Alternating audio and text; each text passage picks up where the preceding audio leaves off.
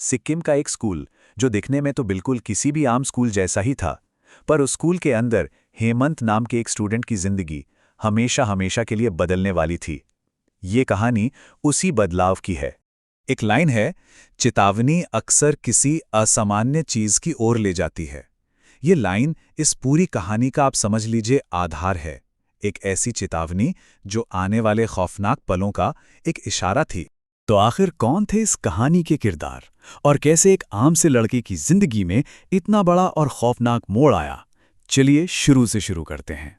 कहानी शुरू होती है 11वीं क्लास से। हेमंत और इसकी गर्लफ्रेंड दोनों ने एक नए स्कूल में एडमिशन लिया था और लाइफ बिल्कुल सिंपल और खुश थी। मतलब क्लास में साथ बैठना, अपनी ही दुनिया में खोए रहना, सब कुछ एकदम परफेक्ट चल रहा था। और फिर क्लास में एंट्री होती है ऋषिका की, एक नई लड़की जो हमेशा हमेशा खामोश रहती थी, एकदम सबसे अलग, जैसे अपनी ही दुनिया में गुम हो, किसी से एक शब्द भी नहीं। शुरू में तो सबने सोचा कि चलो ठीक है, थोड़ी शर्मीली होगी, इंट्रोवर्टेड होगी, लेकिन एक घटना ने सबका ये वहम एक झटके में तोड़ दिया।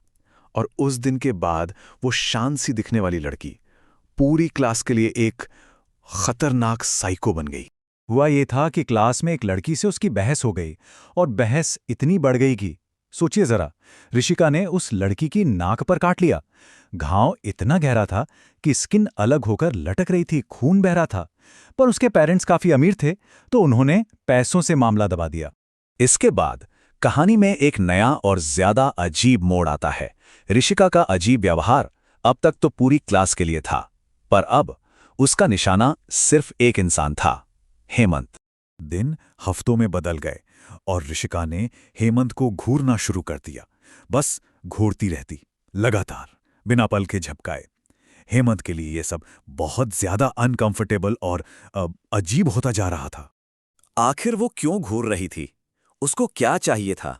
ये सवाल सिर्फ हेमंत के दिमाग में ही नहीं, बल्कि सुनने वालों के दिमाग में भी एक बेचैनी से पैदा करते हैं, है ना? तो तंग आकर हेमंत ने उससे सीधा सीधा पूछ ही लिया, उसे घूरना बंद करने को कहा। जवाब में वो बस एक रहस्यमयी तरीके से मुस्कुराई और वही लाइन दोहराई, चेतावनी अक्सर किसी असामान्य चीज की ओर ले जाती है। और मामला बिगड़ा उस दिन जब क्लास में ऋषिका ने हेमंत की गर्लफ्रेंड के सामने उसके सीने पर हाथ रख दिया। बस हेमंत की गर्लफ्रेंड का गुस्सा 7वें आसमान पर पहुंच गया और उसने ऋषिका को एक जोर का थप्पड़ जड़ दिया। इसके बाद तो क्लास में ही एक भयानक लड़ाई छिड़ गई, जिसमें ऋषिका को बहुत बुरी तरह पीटा गया। और बस यहीं से ये कहानी एक अजीब से जुनून से निकलकर एक सुपरनैचुरल हॉरर की दुनिया में दाखिल होती है। लगभग एक हफ्ता गायब रहने के बाद ऋषिका अपने जन्मदिन पर स्कूल लौटी और आते ही उसने पूरी क्लास को मिठाई बांटी, यानी कि लड्डू। देखने में तो ये एक तरह का शांति का इशारा लग रहा था, पर इसके पीछे का असली इरादा कुछ और ही था।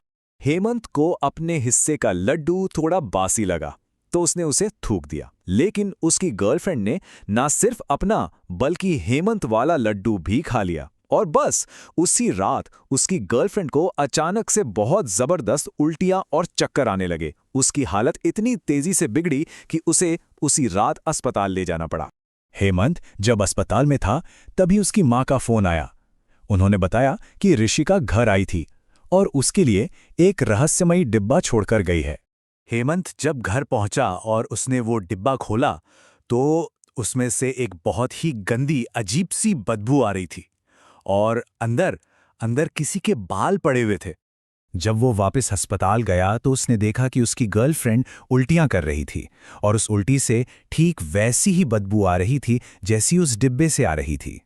हेमंत के सारे शक अब यकीन में बदल चुके थे।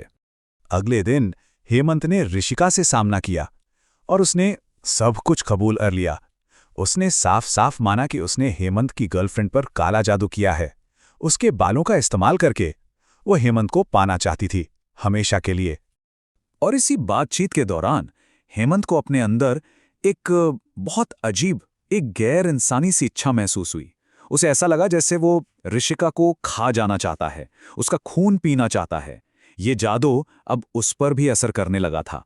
अब कहानी अपने आखिरी पड़ाव पर है, जहां हम देखेंगे कि इस रात के बाद क्या हुआ और इस कहानी का अंत कितना दुखद था।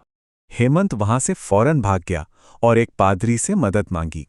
आध्यात्मिक मदद से उसकी गर्लफ्रेंड धीरे धीरे ठीक होने लगी। जैसे ही ये कहानी स्कूल में फैली, ऋषिका को पूरी तरह से अलग थलग कर दिया गया। छात्र अपनी डेस्क तक उससे दूर कर लेते थे, कोई उसके पास बैठना नहीं चाहता था। और फिर एक दिन एक टीचर ने क्लास में खबर थी, ऋषिका ने अपनी जान ले ली थी। बाद में ये बात सामने आई कि ऋषिका के पिता उसके साथ बहुत बुरा व्यवहार करते थे, और शायद यही वजह थी कि वो हमेशा सबसे इतनी अलग और अकेली रहती थी। उसके इस अजीब व्यवहार के पीछे शायद यही एक दर्दनाक सच छिपा था। तो ये एक दुखद कहानी थी या फिर ये कर्म था? इसका जवाब शायद इस कहानी को सुनने वाले हर इंसान के लिए अलग होगा।